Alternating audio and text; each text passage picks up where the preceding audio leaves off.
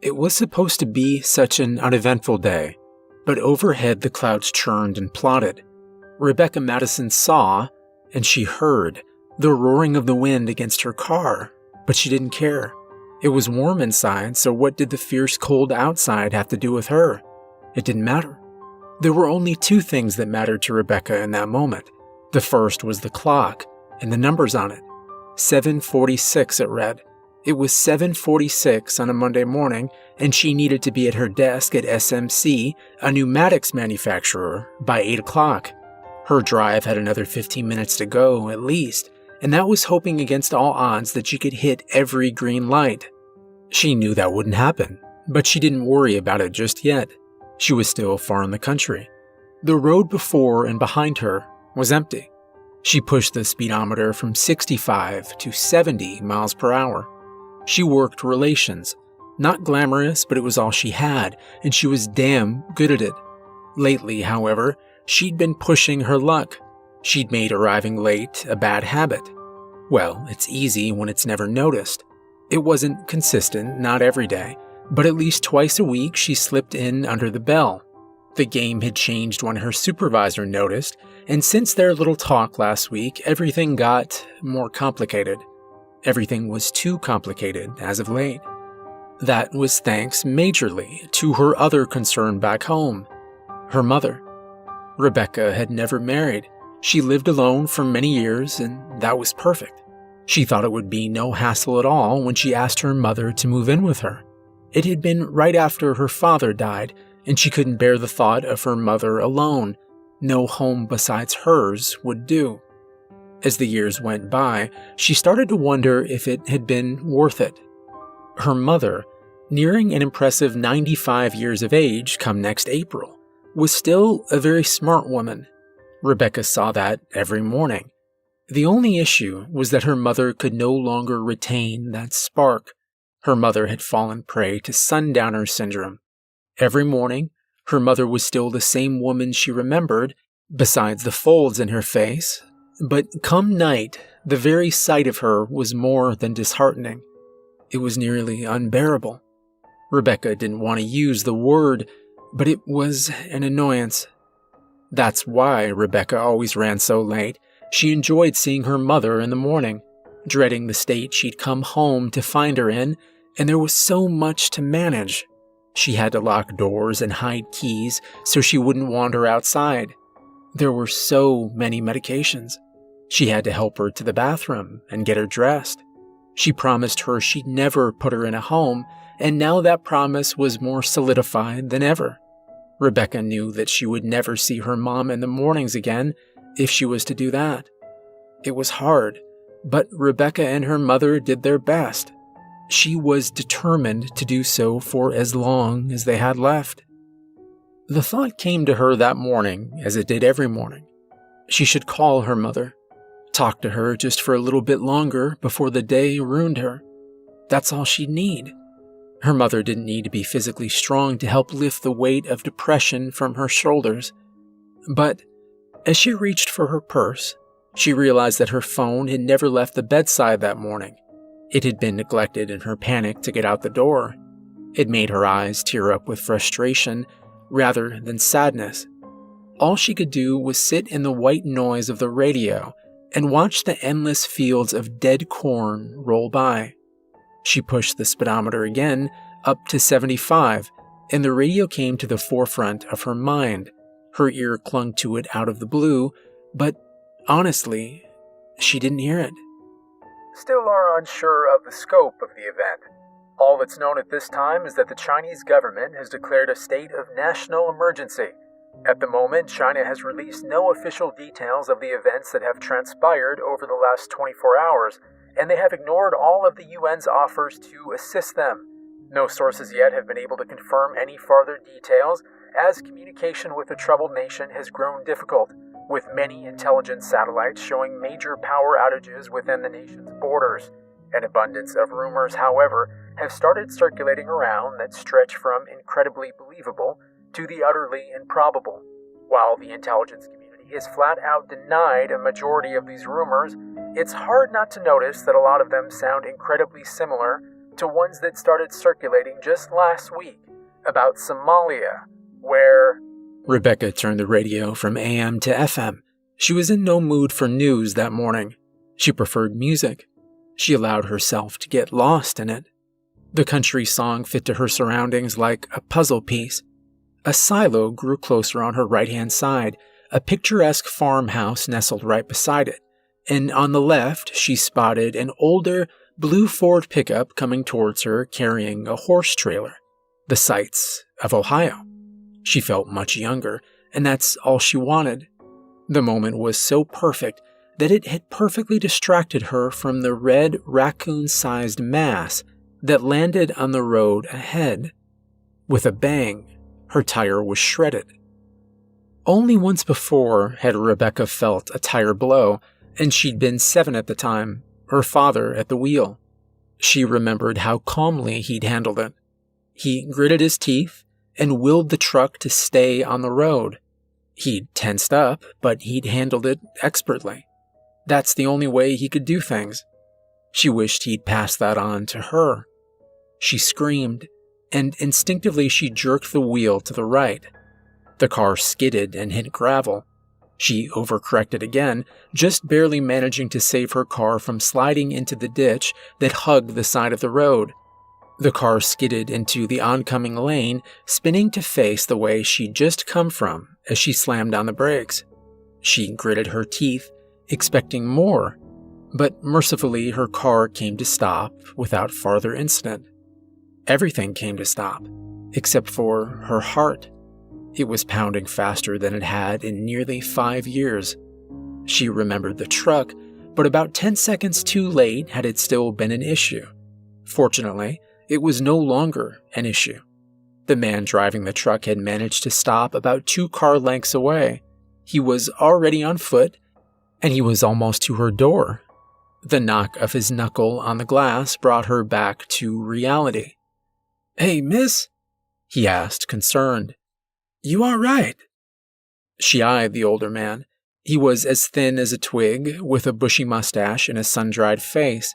His eyes squinted down at her as she nodded her head in affirmation. He nodded his back.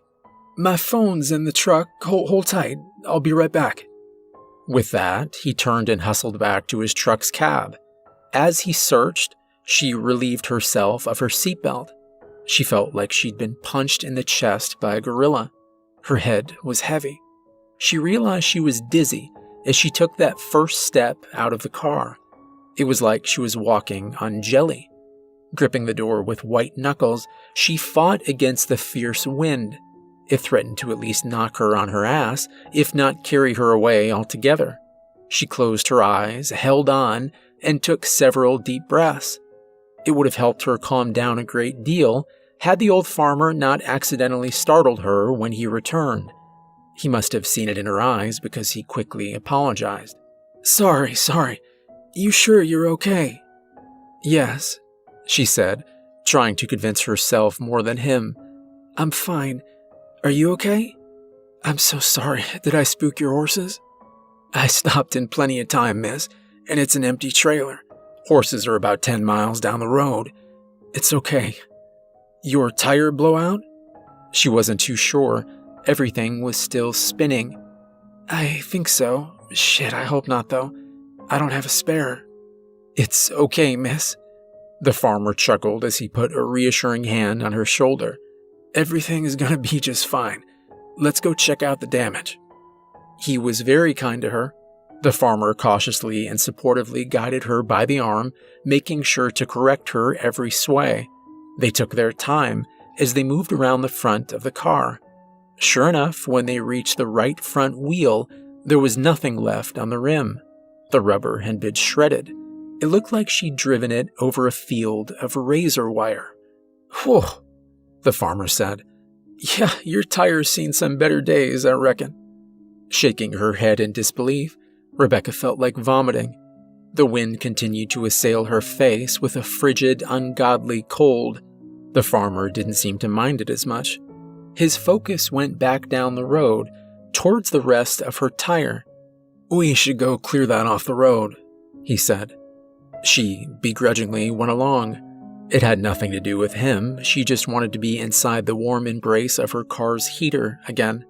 The damn marshmallow of a coat she was wearing didn't do a thing to help. She took out the fuzzy black gloves she kept in her pocket and slipped them over her hands. The warmth didn't come fast enough for comfort. Comfort was knowing that now she had an excuse for being late. That should have taken a load off, but she realized she'd have to prove it. A situation made difficult by her lack of phone. "Hey, thanks for your help, Mr." She intentionally trailed off, hoping he'd fill in the blank. "Sanders," he replied. "Phil Sanders. It's absolutely no problem at all, Miss Madison. Rebecca Madison," she said, shivering. "Does your phone have a camera on it, by chance?" He eyed her and smirked. He held up a black smartphone. "Just 'cause I'm old doesn't mean that I don't. Sorry," she interjected, chuckling with him. "I didn't mean anything by it." "Just giving you a hard time, miss. What about the camera?" "Well, I left my phone at home." Another wind struck her and shook her. "I was wondering if you could help me out and take some pictures. You know, for the boss mainly." "I hear you. I think we'll be able to come to an agreement." They were almost at the remains of her tire. The tattered remains sat about 50 yards away from where her gray Civic had stopped. The rubber had peeled right off her rim. The tread still faced down, and the torn strands of rubber curled upwards like a flower petal. "Hey, looks like it struck the landing," Phil said, eyeing the rubber. He bent downwards and gripped either side of the strip. He tried to stand up with it, but he couldn't lift it. Both ends came up, but the middle held fast to the road, like it was glued there. With a huff, he tried again. "What in the world?" he asked on the third try, grunting hard.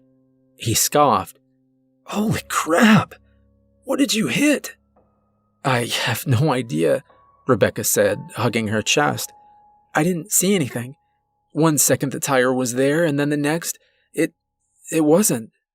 She hesitated on the last word as Phil tried for the fourth time because she saw something under the rubber. She only got a peek, but she could see that it was red. "Hold on," she said. "It looks like it's stuck on something." "Stuck? What do you mean stuck? On what? Super glue?" He chuckled. Rebecca looked either way, checking for traffic. With the coast still clear, she urged Mr. Sanders to try again.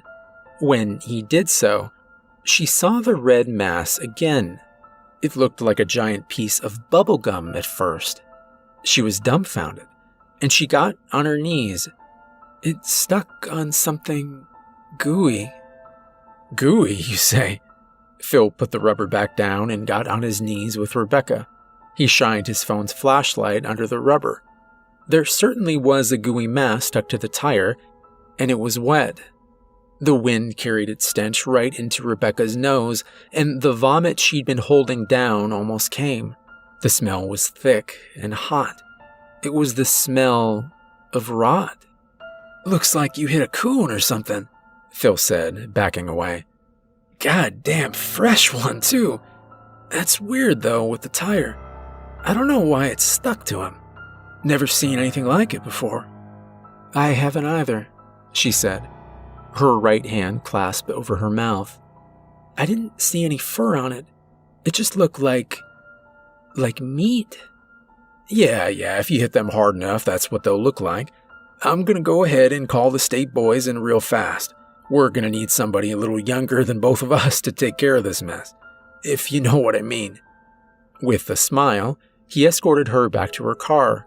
She continued talking as he dialed on the phone. "I also think we should get some EMTs out here and check on you." "No, thank you, I'm fine," she said, grinning to assure him. She didn't want the hassle. "I think the state boys will want it too. Might as well just ask now and get everything here at once," he said, trying to coax her. "Maybe, but I'm telling you I'm fine. Just a bit dizzy." "You want to make the call?" he offered. "I'll let you decide. I don't want to speak for you one way or another." He smiled and handed her the phone, which she took hesitantly. Thank you, she said as she took the phone. It's no problem. Now let's see what we can do about that tire first. I think I may have a jack in my... His question was cut off by a loud thud that came from her car. On her now dented hood sat a large bulbous mass the size of a college textbook. Whatever it was held the same consistency as the thing she had hit with her tire. Given a clear look at it, it looked as though it had been chewed up and spat out. Rebecca looked up and saw nothing but clouds. She didn't know what she expected to see, but she had hoped for some clue. The thing didn't just fall out of the sky. It couldn't have. What in God's name? Phil asked, moving towards it. He could only get so close before he had to pull his undershirt up over his nose. Was that there before? Rebecca asked, trying to rationalize the blob's presence. I don't think so. I think it just fell onto your car. But where did it come from? God, it reeks. Step by step, Rebecca brought herself closer to the appalling mass. Her stomach churned faster than the angry clouds above. Whatever it was, whatever it used to be, there was no evidence of it now. It resembled nothing natural that she could think of. It was just a figureless blob. A red stream of liquid ran off of it, slowly dripping down the hood of her car. She pushed the notion that it could be blood from her head. Blood from what? That wasn't meat, was it? The only part that wasn't blood red stuck out of the top like a spine. It was small, white, and whereas the rest of the mass seemed soft to the touch, this part was obviously solid. When she got closer, Rebecca saw that it split into two white prongs. Rebecca took a step back when her mind gave the protrusion a name. Is that a tooth? She asked, even though she was confident in her assessment. She didn't know what the blob was, but the protrusion was very obviously the roof of a tooth, possibly a human tooth. Phil didn't have a chance to answer before Rebecca finally let loose her stomach on the black asphalt. She proceeded to collapse beside it, her head spinning and pounding. It can't be, Phil said, his voice shockingly less playful than it had been. That's not... There was another thud. This time, however, it came from the fields. It was accompanied by a sickening crunch. Rebecca didn't want to see it, but she did. Dense stalks were flung into the air above it. Then, before the stalks settled, another blob dropped beside it amongst the husks of corn. Pieces of corn stalk stuck to its sides and held fast. The mass rolled and jiggled, recovering from the force of the impact. More followed. Another piece fell, behind them this time. It struck nearly 200 yards from the road. Before that one had even settled, another one hit the road behind Phil's truck. Rebecca had watched as that piece fell straight down from the sky above. No arch. It hadn't been chucked. It had been dropped. Another piece reached the row of barren trees beyond the fields to her left. The weight of the blob snapped the higher branches. She couldn't see where it landed, if it had landed at all. One struck the top of the silo, causing it to ring loudly, the sound echoing inside the structure. The piece stayed there, holding to the top of the silo's dome with ease. It had stuck like glue. Rebecca looked up to the sky. Overhead, as the clouds swirled and fought, the blobs fell from somewhere beyond them. They started as black ink drops against the gray skyline, but as they plummeted, they took on color and grew into the disgusting blobs that now littered the landscape. All around them, the drops came faster and faster. The horror of it all struck Rebecca as a piece fell not 1 yard from her hand. A warm red liquid splattered across her face. The sky was raining flesh. Get up, Phil said, also looking to the sky with caution and disgust. He turned back to Rebecca. Miss Madison, please, get up now. You need to get in your car before... As if out of pure cosmic irony, a large chunk of flesh, almost the size of a pillow, struck Mr. Sanders on his right shoulder. The impact yanked him towards the ground, but he took the hit. He miraculously managed to stay on his feet. That didn't stop him from screaming. "Oh my God!" Rebecca exclaimed, quickly getting to her feet and rushing over to his side. The thing was still stuck to his arm. The unholy thing had molded itself around his shoulder and arm. It formed a grotesque cast, pinning his arm to his side. Extensions from the impact had splattered out to stick to his face and chest. He wheezed in pain. "I think it broke my damn shoulder. Get it off, please. Get it off," he begged her. Yeah, hold on," Rebecca said, watching the sky. With every second, the rain of flesh fell faster, heavier. With every second, she felt increasingly uncomfortable, increasingly terrified that the next one would strike her next, atop her head. She pictured it wrapping around her face and smothering her in rotted darkness. She turned her attention to the injured old man. Putting Mr. Sanders' phone into her pocket, she reached slowly for the disgusting mass stuck like a leech to his shoulder. She forced her gloved hands onto the thing, and she gripped it tight. As she did so, her fingers slowly started to sink inwards. She winced as an unwelcome warmth soaked into her gloves. Mr. Sanders brought his other hand up to help. It sunk in deep. She took a deep breath, inhaling an unfortunate amount of stench, and gave it a good pull. She managed to yank Mr. Sanders forward, but the mass didn't budge. It was stuck to him like glue. With another tug, she realized her hands were stuck there too. "Harder," Phil pleaded through the pain.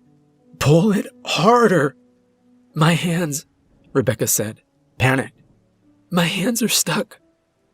Just once, she tried to wiggle her fingers free, but they were stuck inside the blob. She tried again, downwards this time. She pulled with all she had, but all she did was pull Mr. Sanders off his feet. He struck the asphalt hard, and she nearly came with him. They'd accomplished nothing. Mr. Sanders grimaced, and tears started to flow down his face as she pulled him back up. Rebecca saw that it wasn't working, so she set about trying to free herself. She didn't want to, but her survival instincts were in full gear. They couldn't waste another second outside. She struggled, twisted, and pulled, but the revolting thing was held faster than anything she'd ever seen.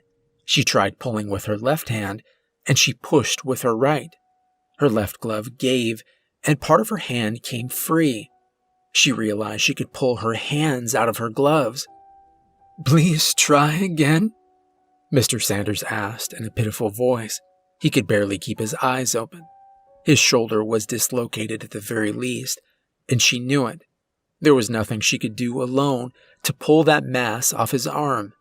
All that mattered now, for both of them, was that they find cover. Quickly, she fought against the gloves to free her hands. The pounding of the reins grew faster and heavier. Another piece hit her car right on the top of the cab. 3 struck Mr. Sanders' truck.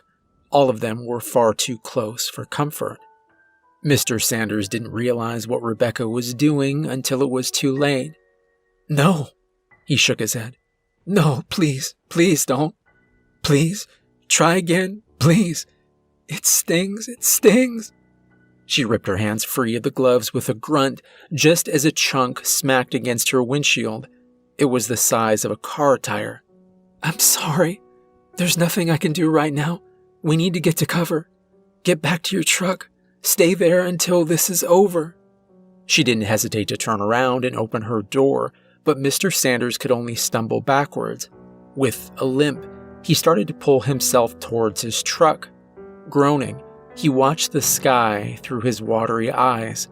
Scared, Rebecca slammed her door shut just as another pounding thud came from the roof.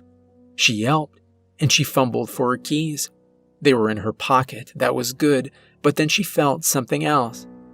A phone. Mr. Sanders' phone. She pulled it out and looked out her rearview mirror.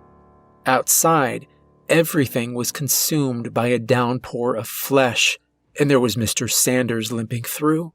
It was by the grace of God that Mr. Sanders got as far as he did. He almost managed to reach the door of his truck. He could have touched it. A smaller drop of flesh, the size of a book, hit his left foot and glued it to the spot. Rebecca could only watch as he stumbled and fell hard to the ground. On his front, he could only lie there at the mercy of the sky above. Rebecca tried to see him out her rear window, but so many drops had accumulated there it was impossible. She could only watch the terrible scene unfold in her side mirror. He looked hopeless. The pounding of the rain drowned out any sound, but she saw his head moving.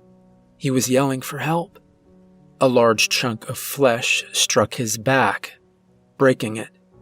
Another pinned his leg. All the while, Rebecca never moved. She was safe, and her fear kept her rooted in that seat. Had a glob not swallowed her mirror first, she would have witnessed another drop strike him right on the back of the head, delivering his face quickly into the asphalt below. It was an accidental mercy. She started to hyperventilate. She had no idea what to do. The rain outside just kept coming and coming. In reality, the rain only lasted a few minutes, but it seemed so much longer. It seemed like it stretched on for hours on end. For that seeming stretch of forever, all Rebecca could do was scream. She moved to the back seat, away from her cracking windshield, and brought her legs in close to her chest. She hugged herself as the heavy rain fell over her, consumed her. Soon, the drops would cover every inch of her car and the windows. They ate the light. She was left alone in darkness.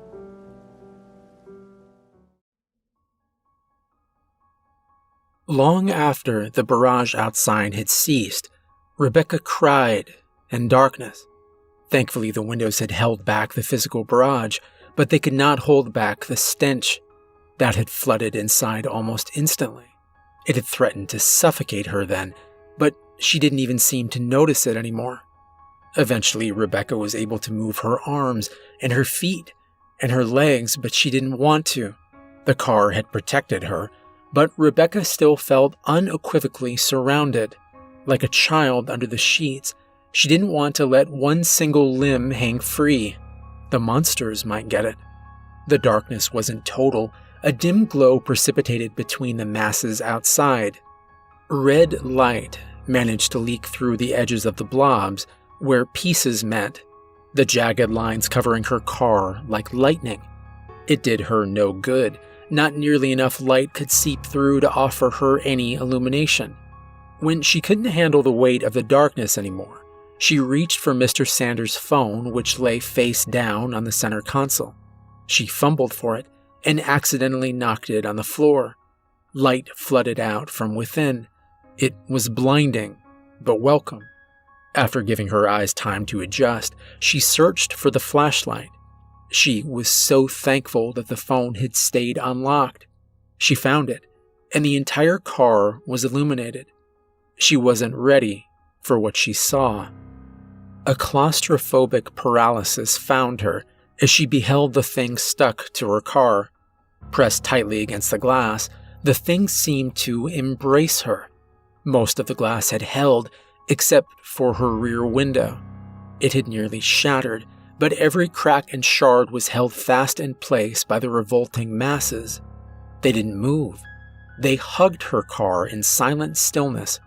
Rebecca recalled the tale of Jonah and the whale, and she imagined this was how Jonah felt. She had been swallowed alive. She needed to get out. She flipped over. She hesitated to reach for the door handle. She didn't want to get any closer to those things than she needed to. She pulled, and when she heard the click, she pushed. Her whole body pressed up against the door. Her face met the window. But the door didn't budge. The masses outside held the door like glue. They fought against her. It was like trying to move a mountain. Rebecca screamed in protest. She couldn't be trapped in here. No, not in here. Panicking, she shoved again. She threw her weight into that door time and time again, but it didn't move. It couldn't. She might as well have been trying to beat her way through a concrete wall. After trying every single door, she found that they all held firm. She was truly trapped, and calling for help wasn't an option. She tried 3 times to dial 911 on Phil's phone. No matter where she was in the car, she couldn't get a signal.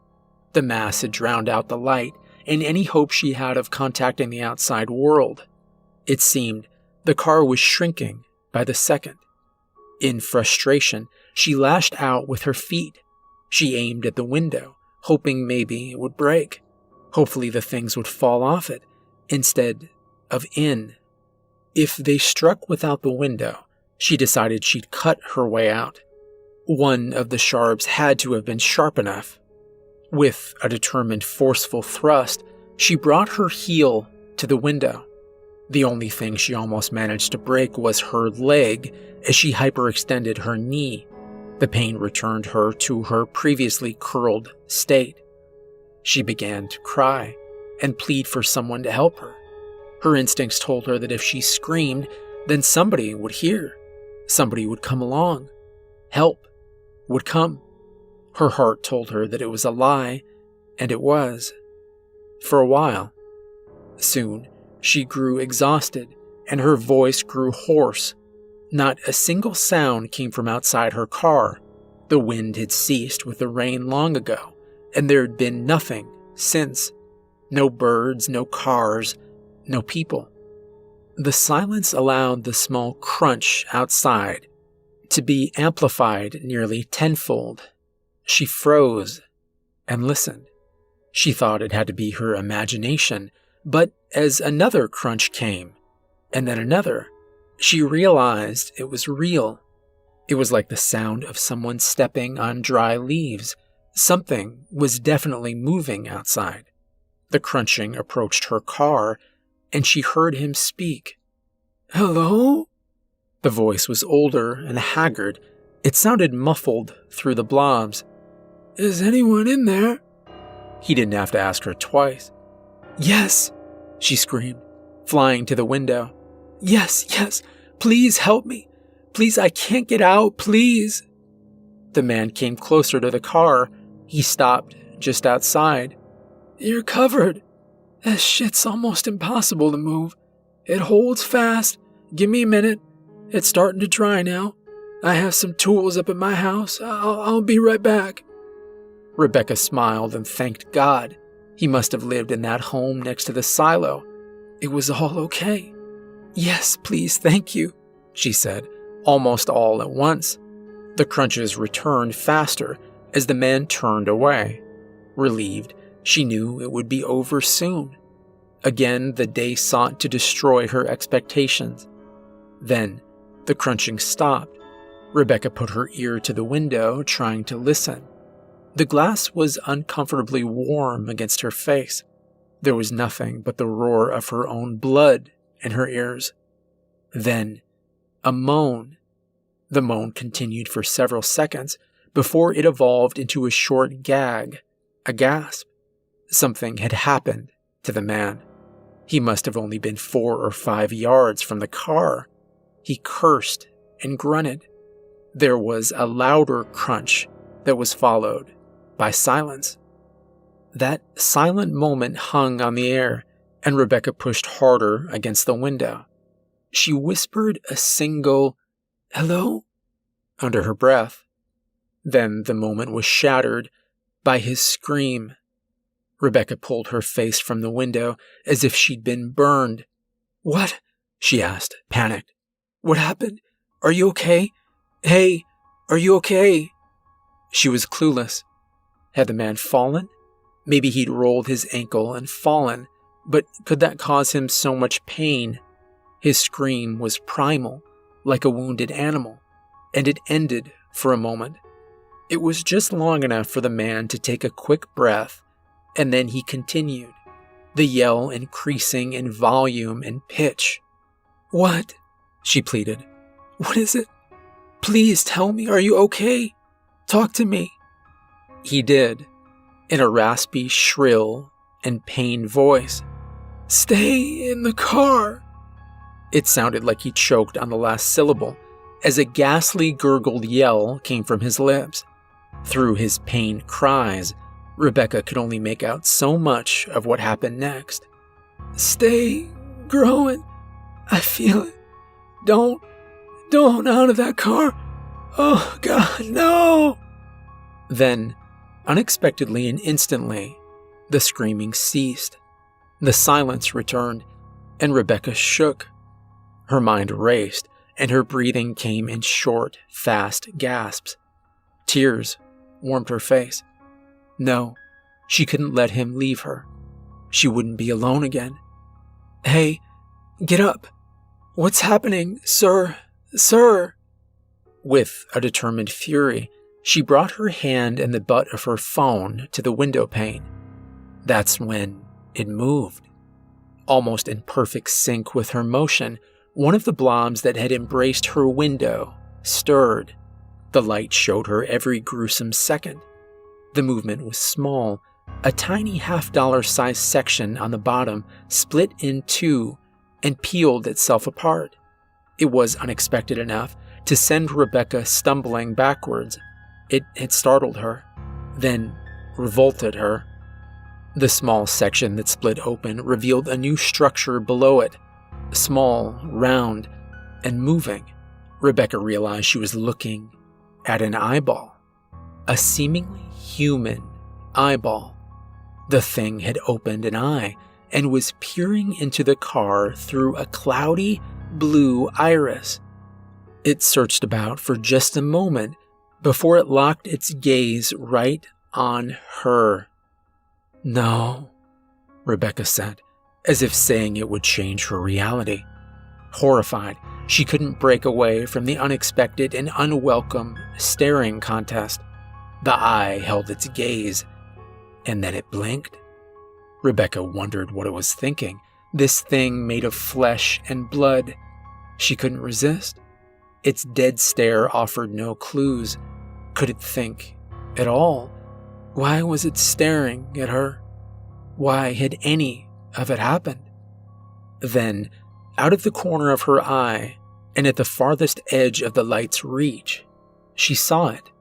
Another eye had emerged from beneath the pulpy masses.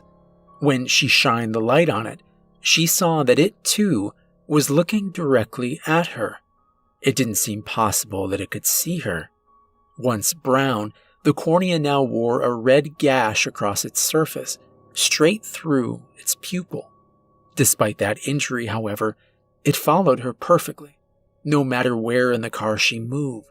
Both of the eyes followed her. Before long, they were everywhere.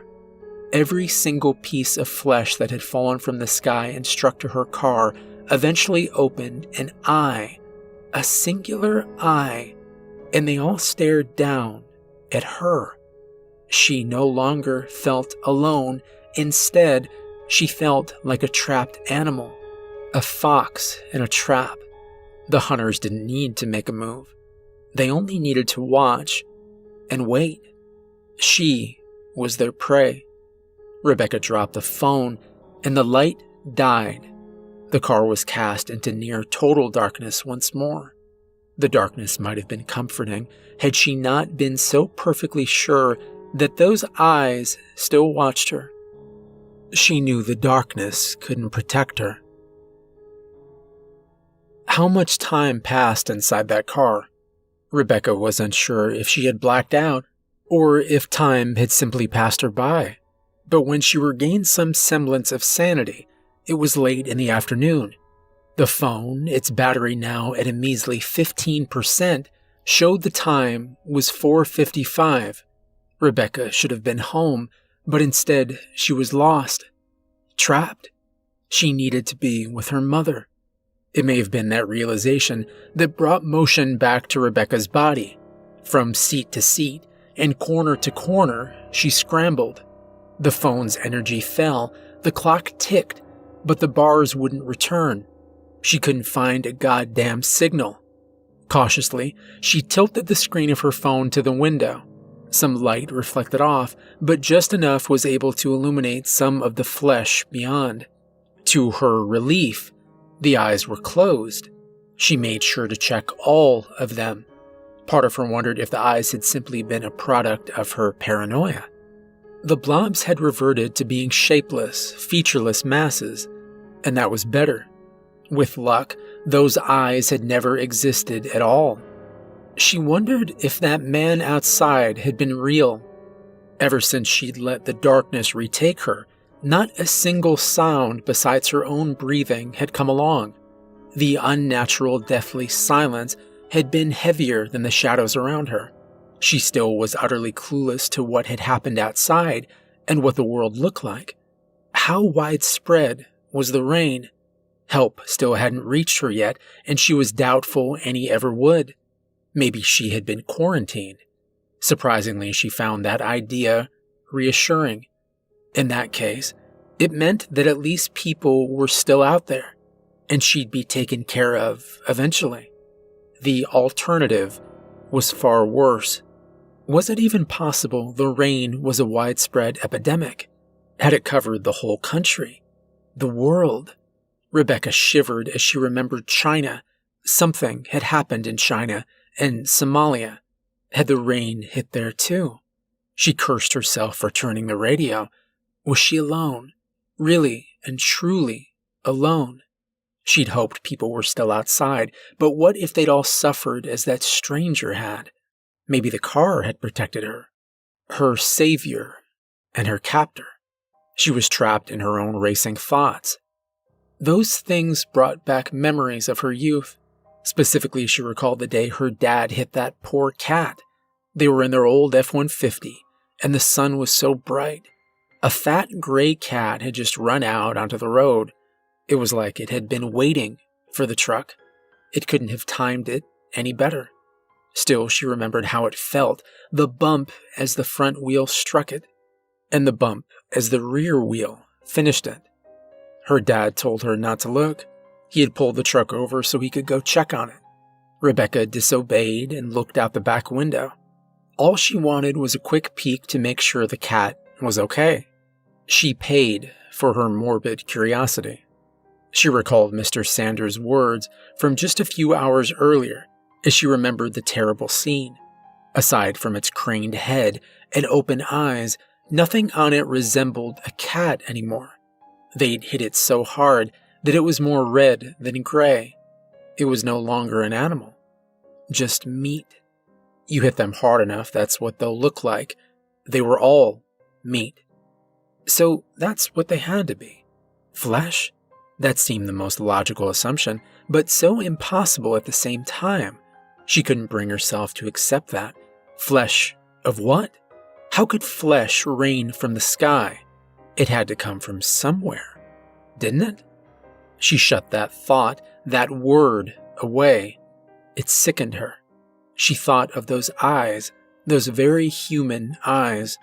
Another thought came into being. It took hold like a cancer in her head. The question came, had those things once, perhaps, been people? No, they weren't. It was too much.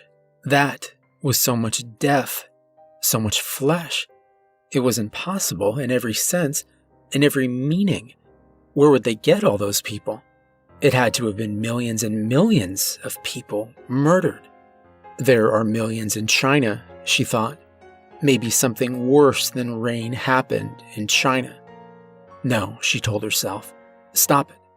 Her thoughts obeyed, trailing off like a bad note. It didn't matter now. She hadn't paid attention.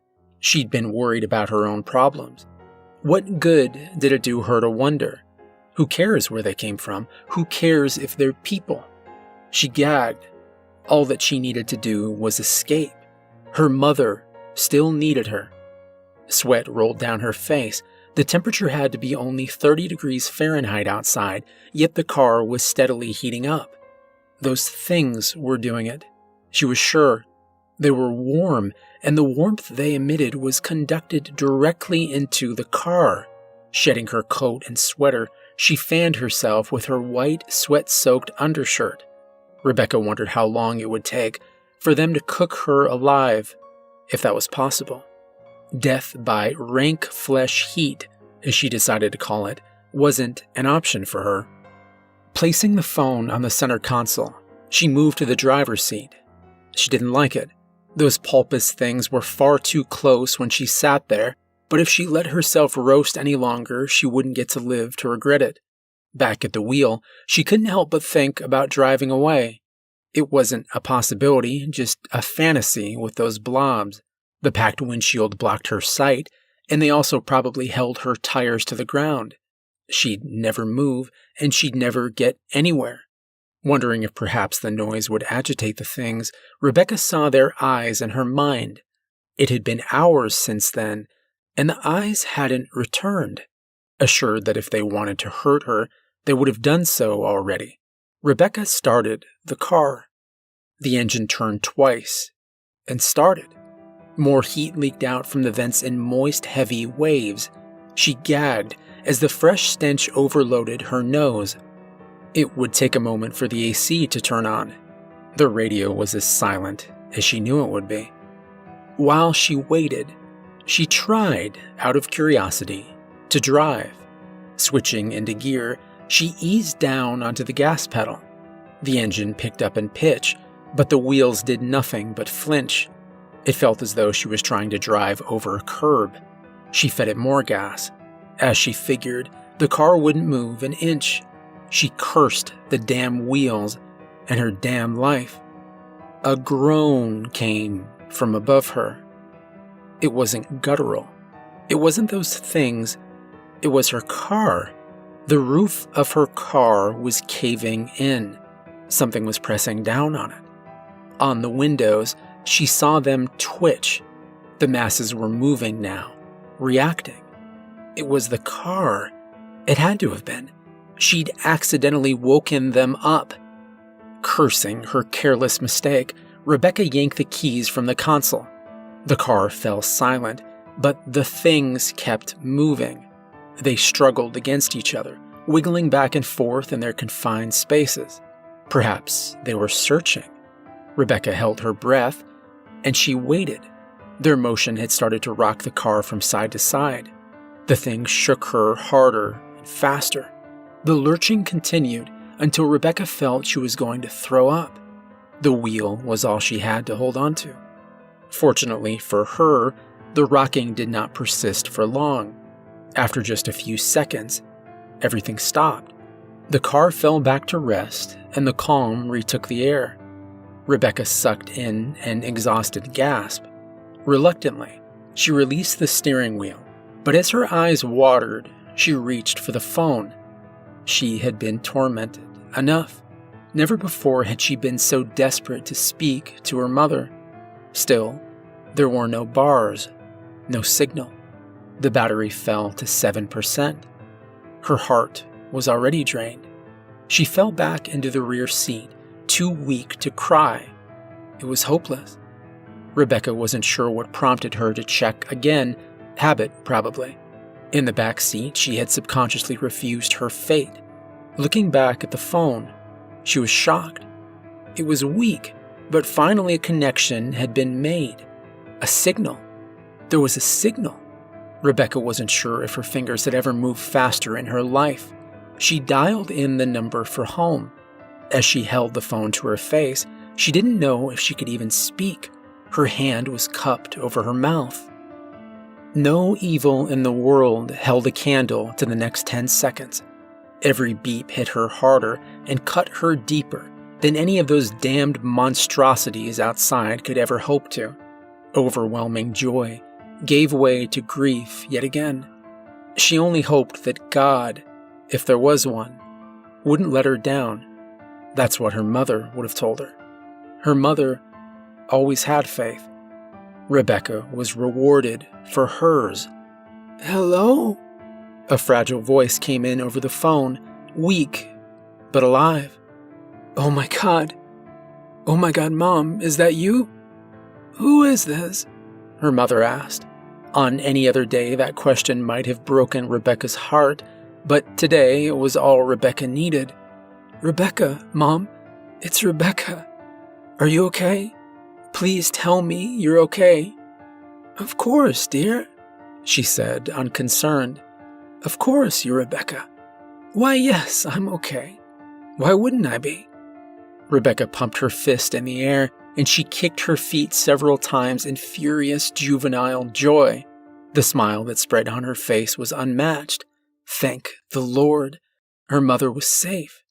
That meant there was hope. Maybe her nightmare wasn't as widespread as she had feared.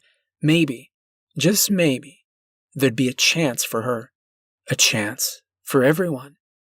Mom, what's happened? What's happening over there? Her mother was confused. Nothing much.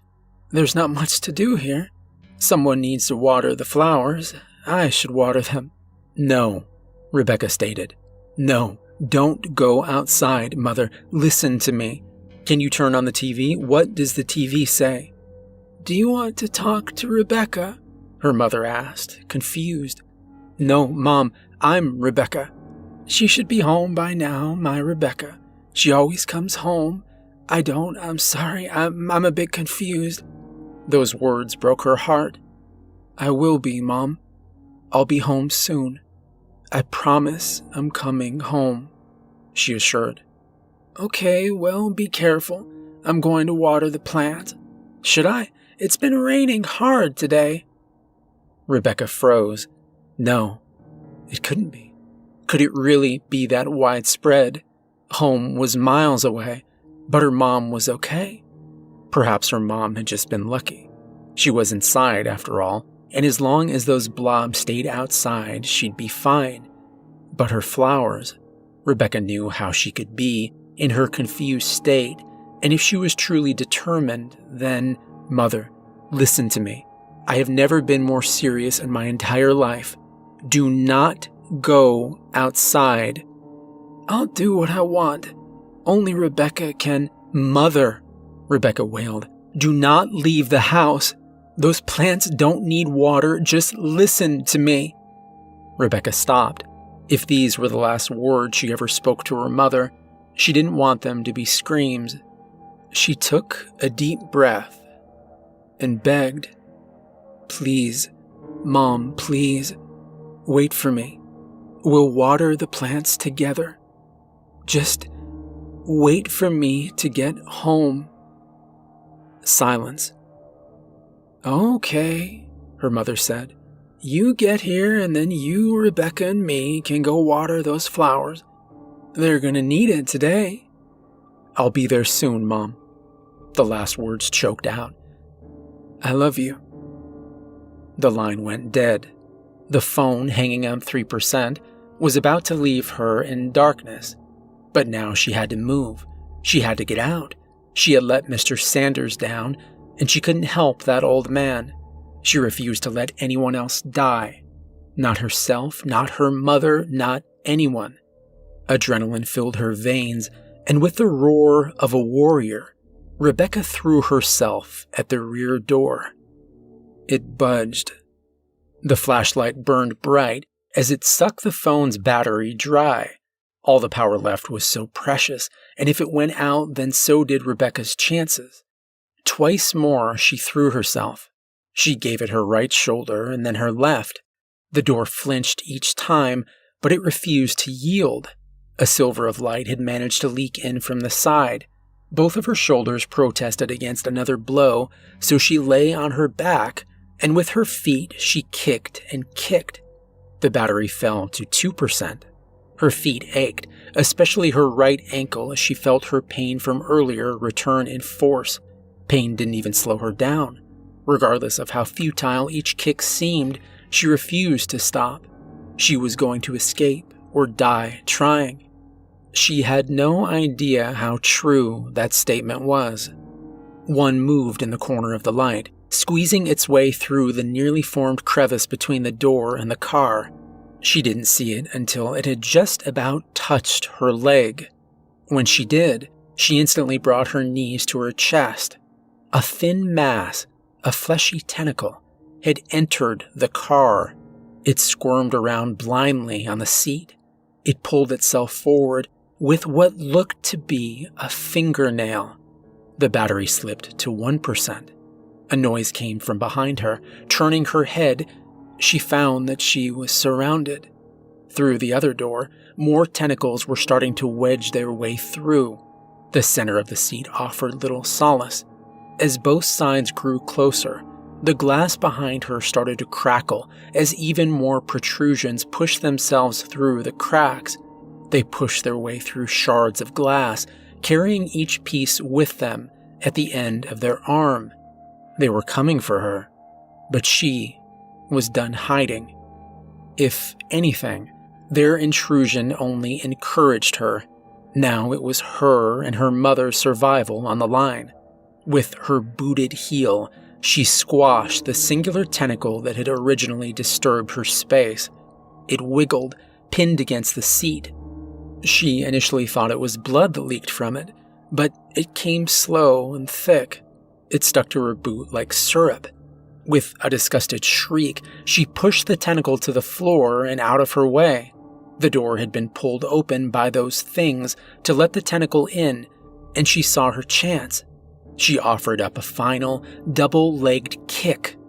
The flashlight went out, and with a final yell, light flooded the car.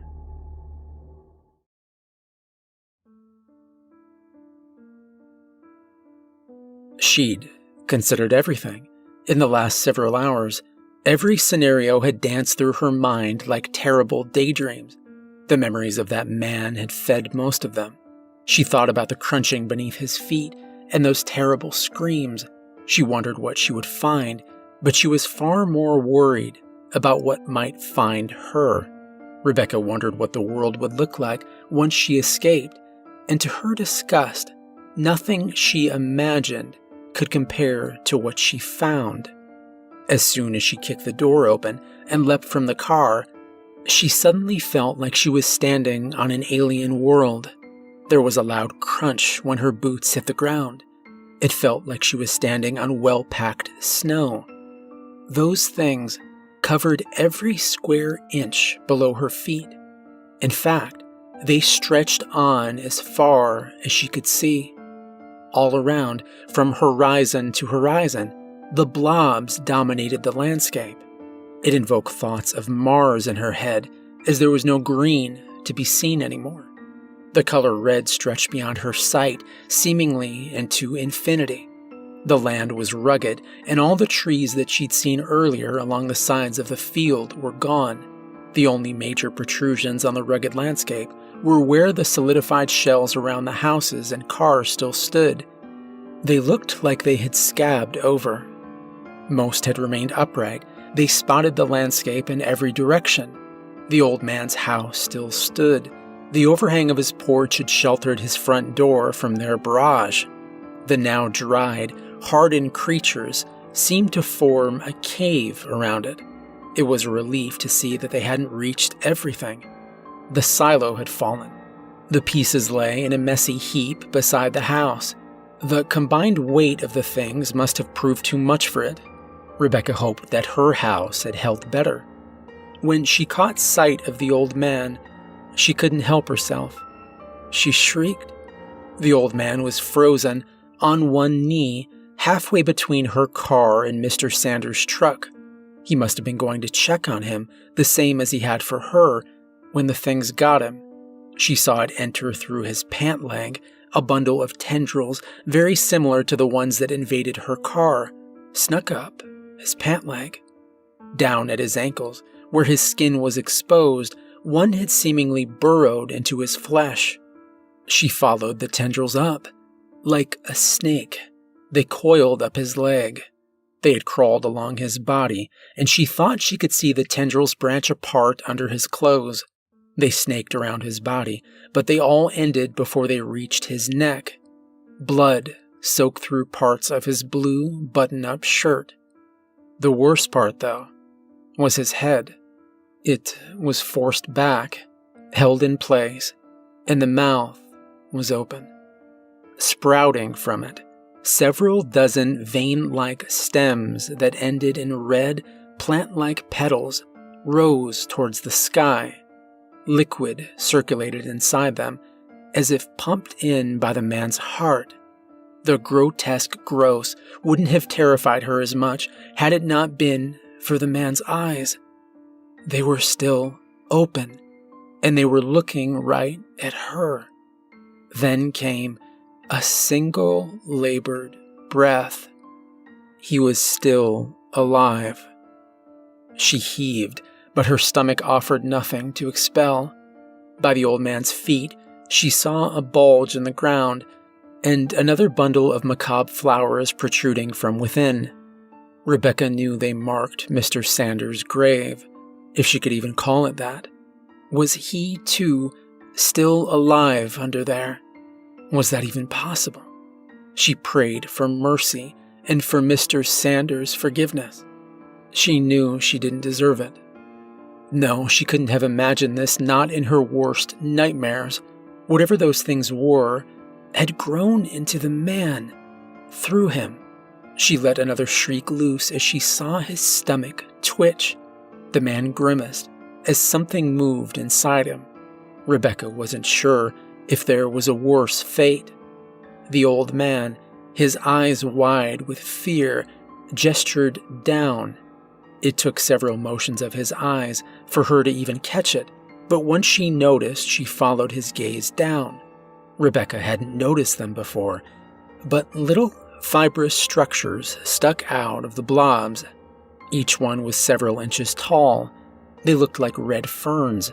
A similar one was wrapped around the old man's ankle. Looking at her own feet, she noticed she'd stepped on one. The pressure from her boot had triggered one of the tentacles to slowly emerge from the blob below. It reached around, blindly, unable to cling to the material of her boots. They weren't plants.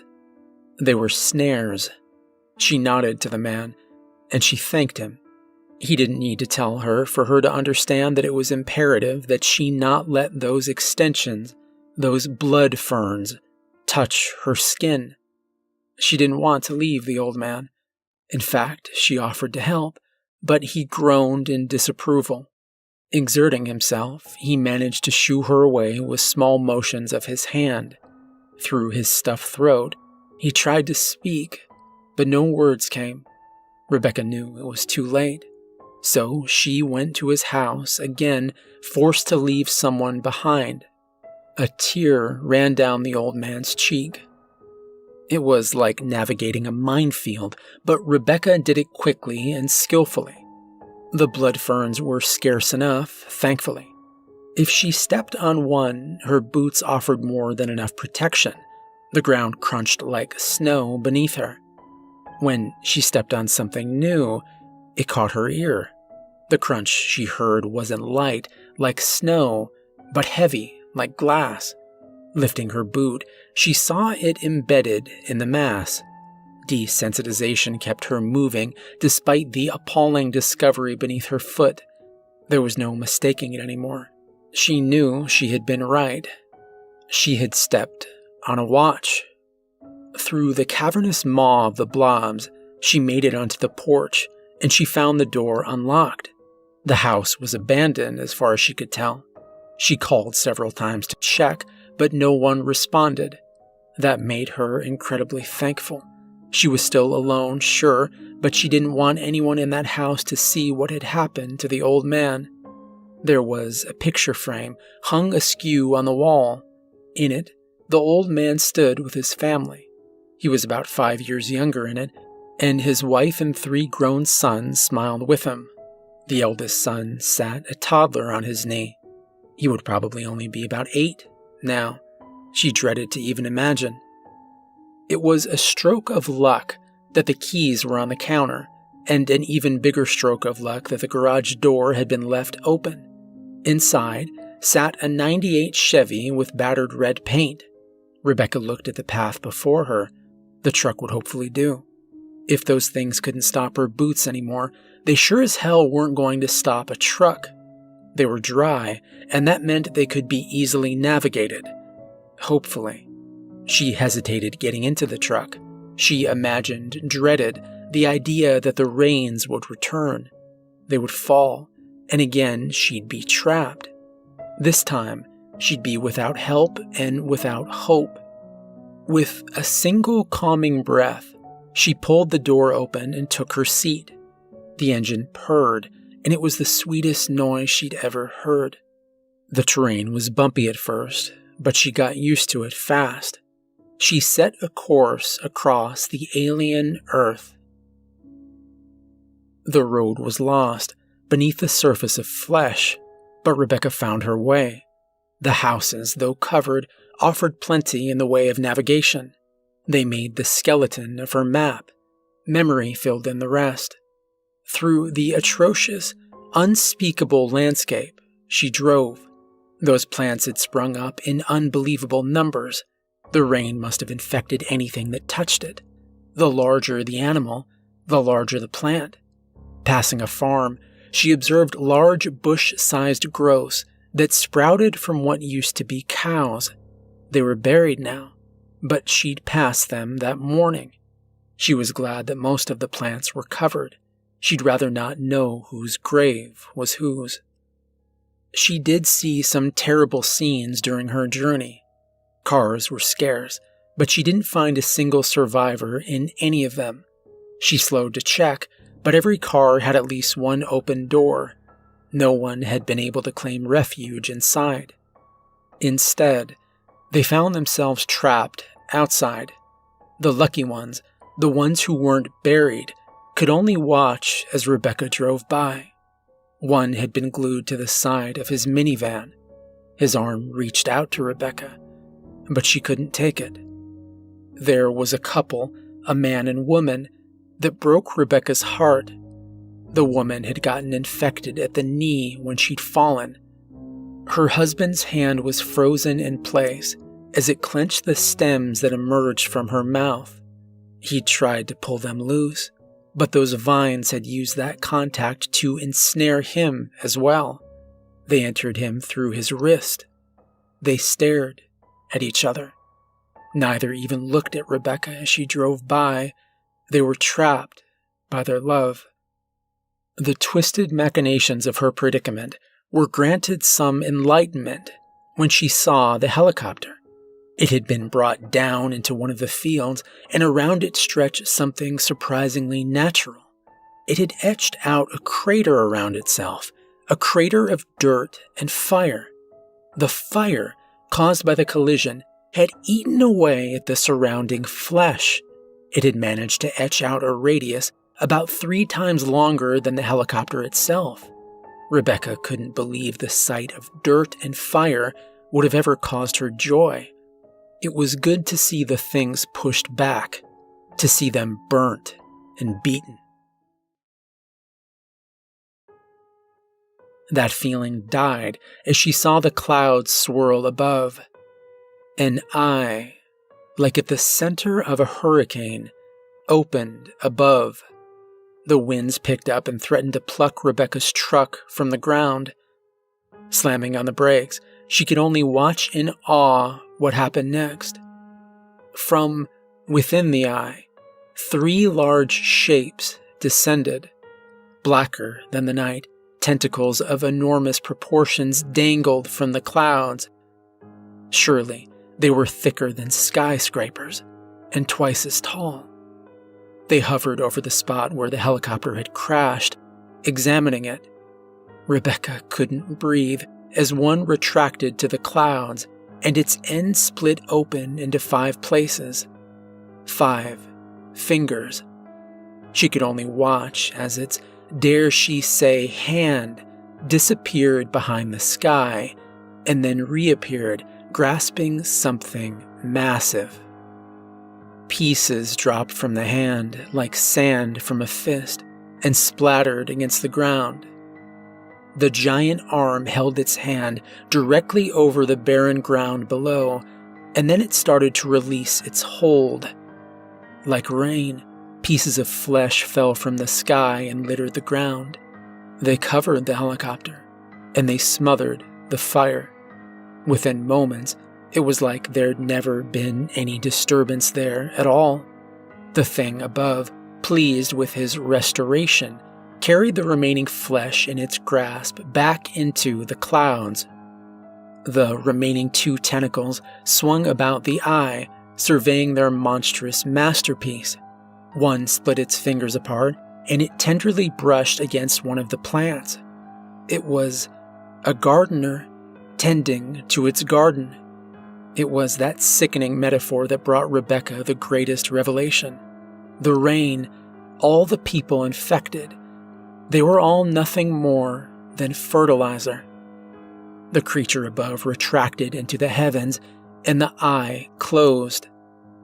Rebecca no longer begged God for help. She cursed his name.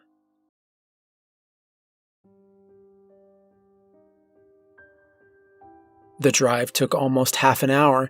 The town she'd called home her whole life was deserted and lifeless. Thankfully, very few were stuck outside.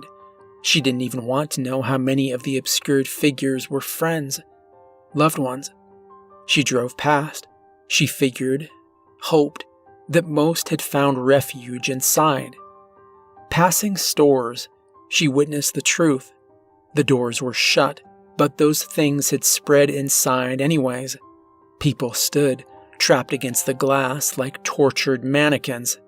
Random movements danced by some of the windows, but she didn't dare stop. Her home was so close. It was unrecognizable. Once beautiful, with 2 stories, yellow siding, and a little stained glass rose in the front window, none of it could be seen beneath the disgusting layer of filth accumulated around it. The dead covered her house, and nothing was more sickening. That was what she thought, until she got out of the truck and reached the back of the house. Grief was not strong enough of a word to describe how Rebecca felt. After all she'd seen, and after all she'd survived and fought for, it had all led to this. There was only so much that she could have done. The fates had been cruel that day. Her mother was on her knees, a full water pitcher in hand. Her old eyes found Rebecca. They were green and still so bright. The vines hadn't taken hold completely, but Rebecca could see them moving. Only once, in that moment, was she ever thankful for her mother's condition. Rebecca was glad she probably couldn't comprehend what was happening to her. She didn't seem to be in any pain. With the last energy of a beaten and broken woman, Rebecca fell into her mother's arms and hugged her. Her mother surprised her for one last time. "I love you," her mother said. It was all Rebecca needed. "I love you too," she replied. "You're right," her mother whispered into Rebecca's ear. "I don't think the plants even need this water." Rebecca managed a final laugh as the infection took hold.